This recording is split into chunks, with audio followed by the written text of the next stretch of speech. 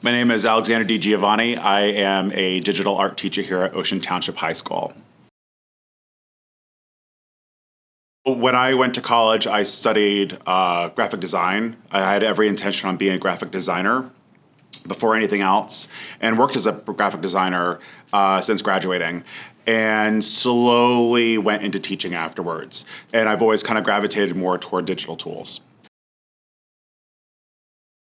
Everyone comes in with a different point of view, so I try to find projects that really enhance their own point of view, and I don't try to push a certain style onto them. I'll introduce a style, I'll introduce an idea or an art movement, but if we do a project where they have to make like a movie poster or they have to do a brochure, whatever the project is, I'll never force a style on them. I like to let them find their own way, and whatever they're really good at or whatever really stands out from what they're doing, I'll really encourage them to continue with that and really fine-tune that. Every piece should look different.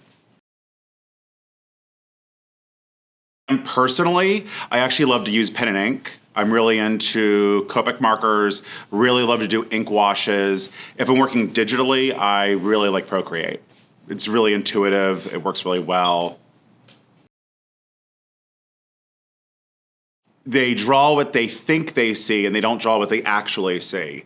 If you actually look at what you're drawing, and not only what you're drawing, but what your drawing's relationship with other things, you'll actually be able to fine-tune what it should look like. Everyone, they have an idea of, oh, the eye looks like a football. It's like, it doesn't always look like a football. Sometimes it looks like an almond. Sometimes it has a different shape to it. You really have to pay attention to what you're looking at, and everyone makes that mistake. The other mistake they make is that they think they're going to come out looking like Michelangelo, and they get upset when they don't. And it's really important to remember that everyone at one point was a beginner, and everyone just has a different place to start. My favorite project to teach, it always involves surrealism. Sometimes I do this like book cover where we get into the ideas of this guy called Carl Jung, who is really into the duality of our minds. And it's really fun. But I really like to get into surrealism, which is very dreamlike imagery. I like weird stuff. If we're making weird stuff, we're having a good time. It shouldn't just be like, a pot of flowers. So anytime I get to see a student's imagination run wild, that's my favorite project.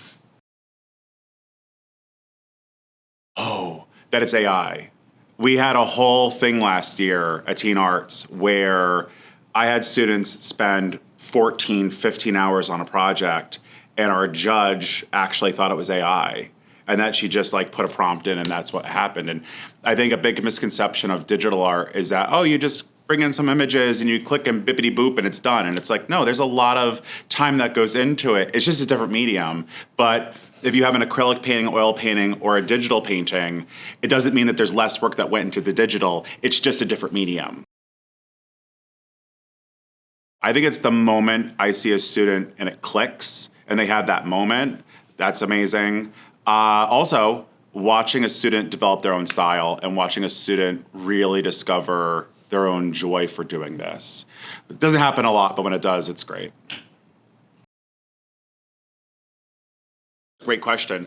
Sometimes I'll ask a lot of leading questions and you've gone through that, where I'll ask, okay, what are your interests? What is your family like? And I'll kind of like make it very personal. And as we talk, there's things that as they answer, they'll be like, oh, I got it. And that's a great way to do it. It just bring it back to who the kid is. You know who's interesting? Do you know Connolly? I want to see Connolly in here. Okay. Get her down.